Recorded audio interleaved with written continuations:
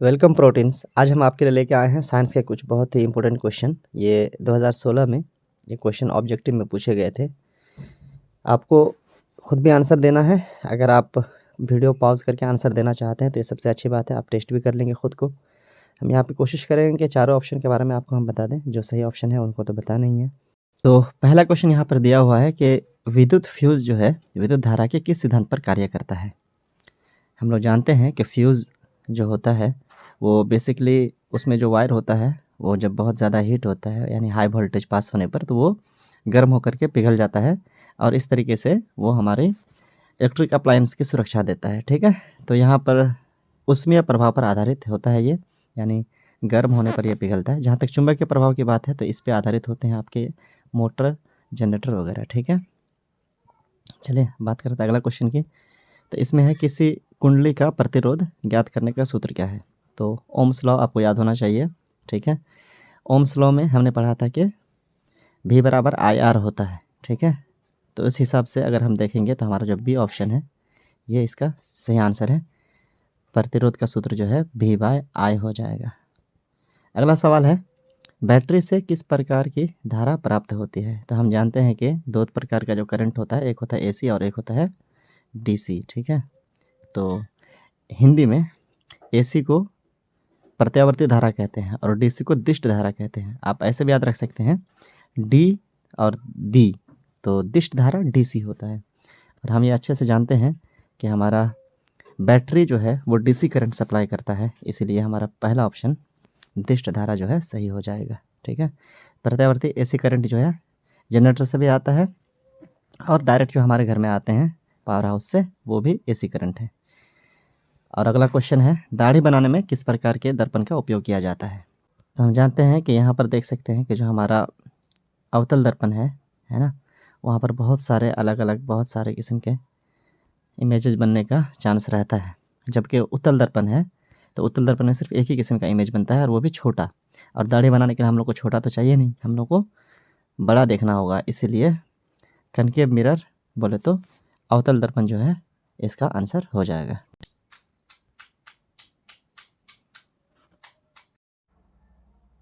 तो चलिए यहाँ पर अगला क्वेश्चन देखते हैं कि ये किस प्रकार का अभिक्रिया है। CuO plus H2 give Cu plus H2, यानी ये क्यूप्रिक ऑक्साइड था जो हाइड्रोजन से मिलकर के कॉपर प्लस वाटर बना दिया। ठीक है, तो ये किस प्रकार का अभिक्रिया अगर बोलें तो इसमें यहाँ पर अगर देखेंगे तो कॉपर जो है ऑक्सीजन के साथ था और यहाँ पर ये कॉपर अकेला हो चुका है। कहने का मतलब है ऑक्सीजन इसने लूज़ कर दिया है।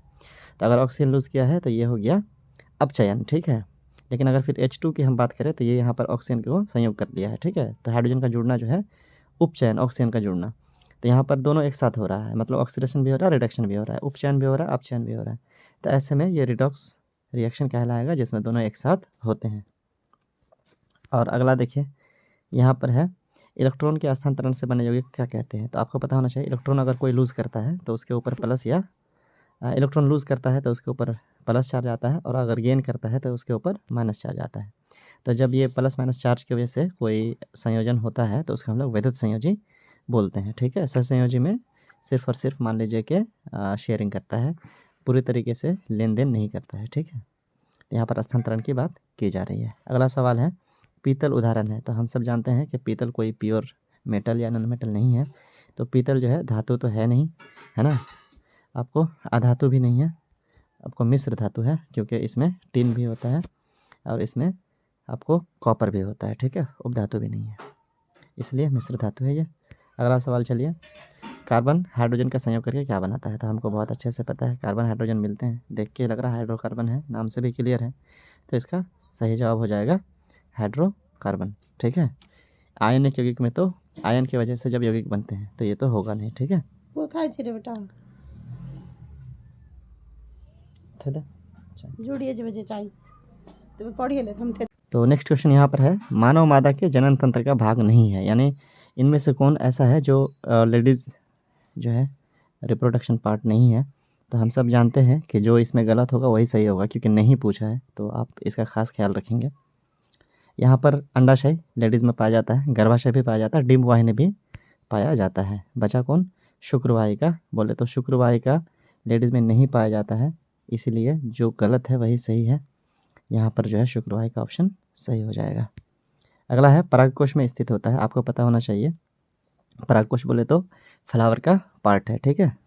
तो आपको परागकोश में परागकण पाए जाते हैं, ठीक है। ये अंडाशय बोले तो लेडीज़ वाला पार्ट है। बाह्य दल है ना, बाह्य दल बोले तो पंखुड़ी है, और अंडप जो है ये एक अलग पार्ट है, लेकिन यहाँ पर सही जवाब जो है आपका परागकण हो जाएगा। इस तरीके से अगला क्वेश्चन है, स्वपोषी पोषण के लिए आवश्यक है। स्वपोषी बोले तो अपना खाना खुद बनाने वाला, ठीक है। तो हम जानते हैं कि पेड़ पौधे अपना खाना खुद बनाते हैं फोटोसिंथेसिस के मदद से। तो फोटोसिंथेसिस यानी प्रकाश संश्लेषण। प्रकाश संश्लेषण के लिए हम लोगों को कार्बन डाइऑक्साइड चाहिए होता है, क्लोरोफिल ज़रूरी है, हरा होना चाहिए। सूर्य प्रकाश बोले तो चाहिए ही चाहिए। इसका मतलब ये हुआ कि इनमें से सभी जो स्वपोषी होंगे उसके पोषण के लिए ये सब कुछ चाहिए होगा। चलिए अगला क्वेश्चन देखते हैं। मानव शरीर की सबसे बड़ी ग्रंथि। तो हम जानते हैं कि मानव शरीर में बहुत सारी ग्रंथियाँ पाई जाती हैं, उनमें से लीवर जो है ये बहुत ही बड़ा है। आप वज़न की बात भी कर ही दीजिए तो लगभग 1.5 kg वज़न होता है इनका, तो ये बहुत ही बड़ा है। हमारे ह्यूमन बॉडी में सबसे बड़ा जो है ग्रंथि लीवर ही है, ठीक है, याद रखिएगा। आगे चलते हैं, अगला क्वेश्चन देखते हैं। पादप हार्मोन का उदाहरण है। तो हमारे बॉडी में भी बहुत सारे हार्मोन पाए जाते हैं, इसमें पादप हार्मोन कौन सा है? तो पेप्सिन भाई हमारे पेट में पाया जाता है। एड्रेनलिन आपको पता ही है गले में, और टेस्टोस्टेरोन पता ही है कहाँ नीचे। अब एक बच जाता है जो इंसानों में नहीं है। ये तीनों ऑप्शन आपको हम लोगों में इंसानों में पाया जाता है। तो इसका मतलब है कि ऑक्सीजन है, यही पादप में पाया जाता है, पेड़ पौधे में पाया जाता है। यही इसका सही आंसर होगा, पादप हार्मोन ऑक्सीजन होता है।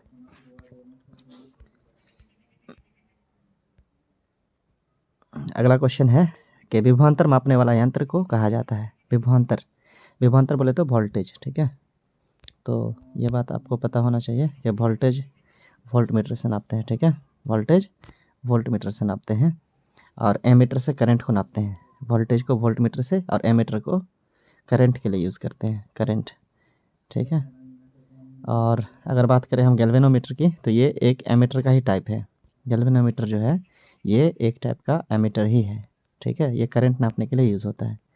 वोल्ट नापने के लिए, वोल्टेज नापने के लिए वोल्टमीटर का, वोल्टेज बोले तो विभवांतर, ठीक है। तो इसका सही जवाब वोल्टमीटर होगा।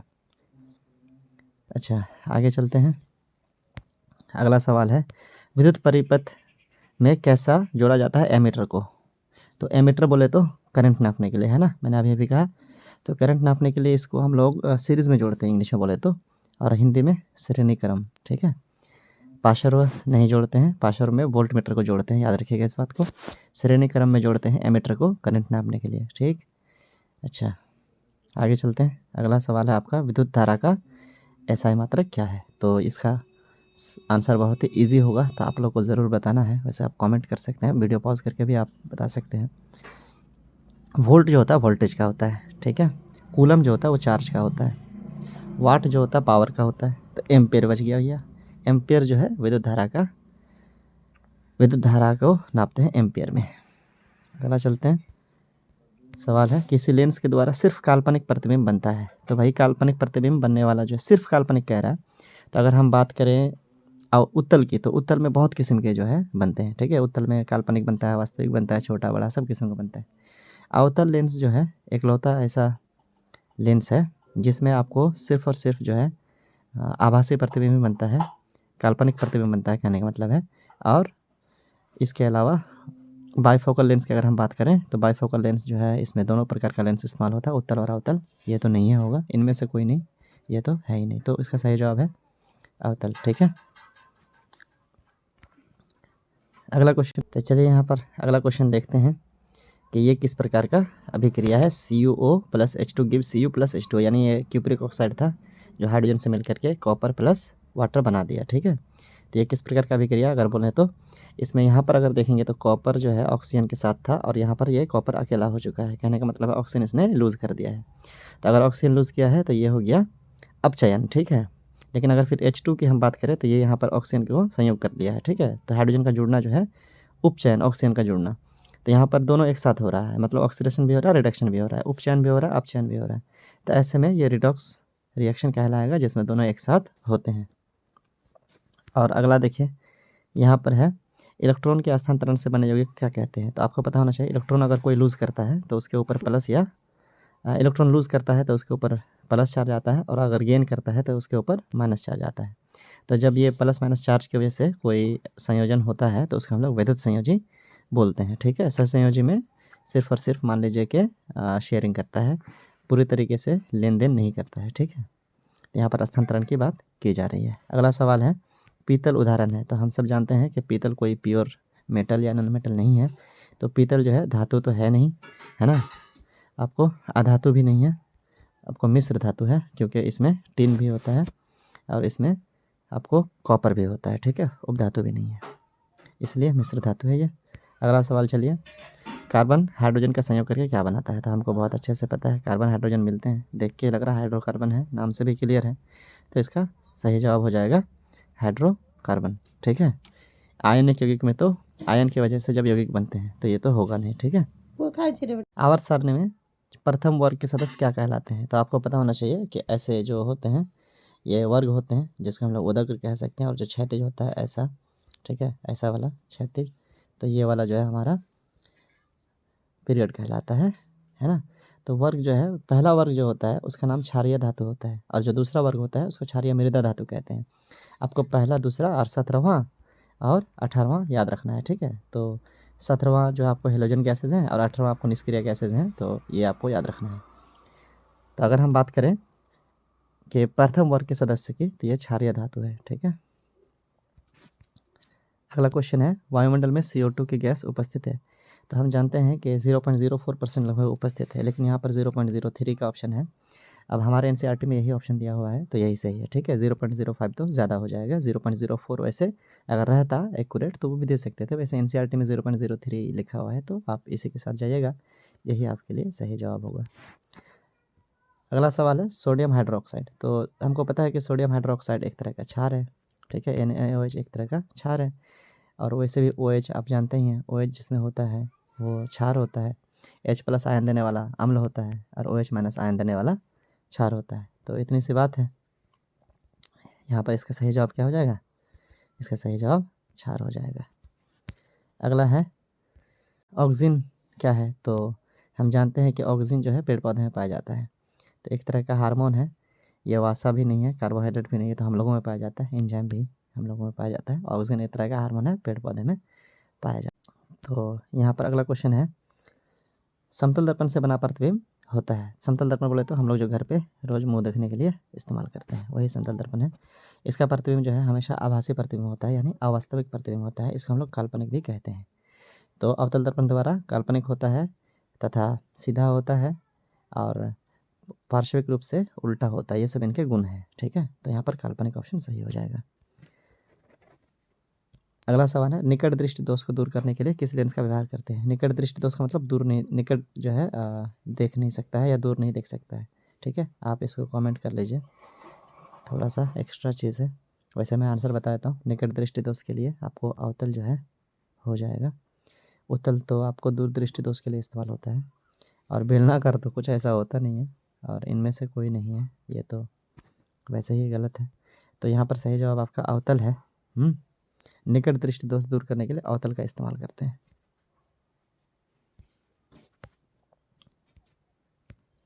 अगला है, मानव नेत्र में किस प्रकार का लेंस पाया जाता है। मानव नेत्र में हम जानते हैं कि ऐसा वाला लेंस पाया जाता है मानव नेत्र में, और ये कैसा लेंस है, ये उत्तल लेंस है, ठीक है। तो मानव नेत्र के लिए सही जवाब हो जाएगा उत्तल लेंस, ठीक। आगे चलते हैं। अच्छा, अवतल वतल, अच्छा इसकी ज़रूरत नहीं, बाद में बता देते हैं। पहला क्वेश्चन है यहाँ पर फिर से, विभवांतर का SI मात्रा क्या है। तो विभवांतर बोले तो वोल्टेज, वोल्टेज का वोल्ट क्या होगा, वोल्ट, ऐसा ही होगा क्या। एम्पियर तो हो जाता है आपको, एम्पियर करंट का, और कूलम चार्ज का, वाट पावर का, तो यहाँ पर क्या बचता है, वोल्ट बचता है। अगला सवाल, प्रकाश के अपवर्तन के कितने नियम हैं। तो ये बात बहुत अच्छे से मालूम है कि परावर्तन के भी 2 नियम हैं, अपवर्तन के भी 2 नियम हैं। दूसरा नियम का नाम क्या है, कमेंट करो, ठीक है। अगर कर दिए हैं और याद है तो मैं बता दूं कि स्नेल्स का नियम कहते हैं, इम्पोर्टेंट है। अगला सवाल है, वोल्ट 1 वोल्ट बराबर क्या होता है। तो वोल्ट वोल्टेज का फॉर्मूला होता है, जूल पर कूलम इसका आंसर होता है, ठीक है। एक फॉर्मूला जूल पर कूलम भी है वोल्टेज का। जूल पर कूलम, और ये जूल एम्पियर या जूल सेकंड जैसा कुछ है नहीं। तो आगे चलते हैं। श्वसन किस प्रकार का रासायनिक अभिक्रिया है? तो हम लोग को बहुत अच्छे से पता है कि श्वसन में क्या होता है।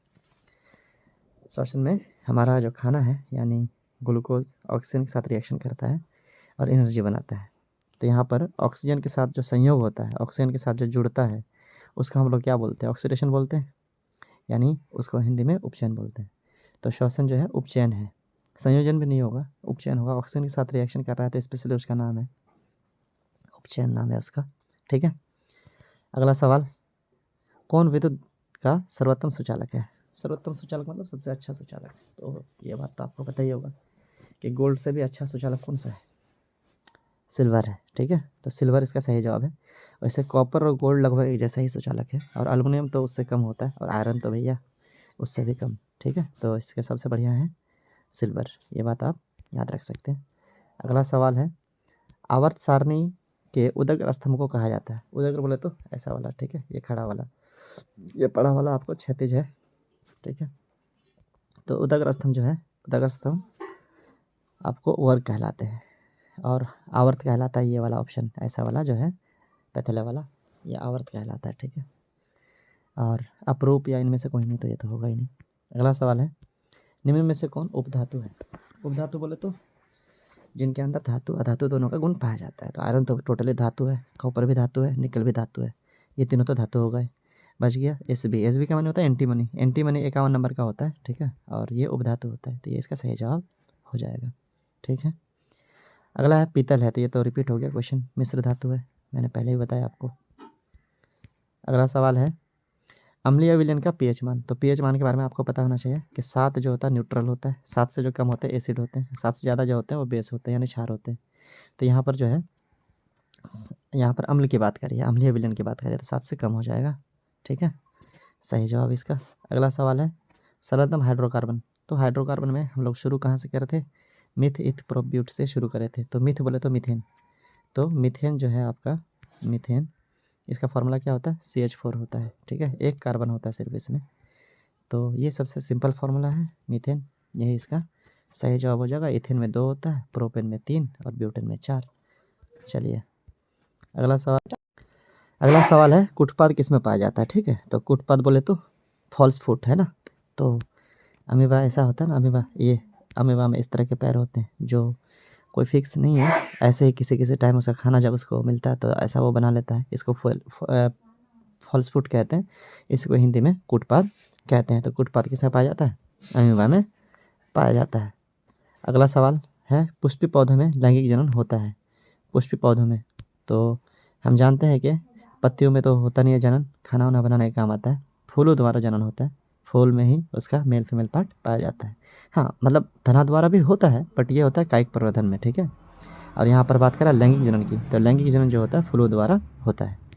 अगला है सर, निम्नलिखित में कौन उत्सर्जी अंग है? उत्सर्जी बोले तो गंदगी निकालने वाला। ठीक है, तो आपको पता होना चाहिए कि हमारे बॉडी में जो सबसे खतरनाक वाला गंदगी है वो है हमारा यूरिक एसिड वाला मूत्र। ठीक है, तो ये सबसे खतरनाक है। अगर बात करें हमारे शरीर में तो वो होता है वृक्क। ठीक है, वृक्क जो होता है वो यूरिक एसिड निकालता है।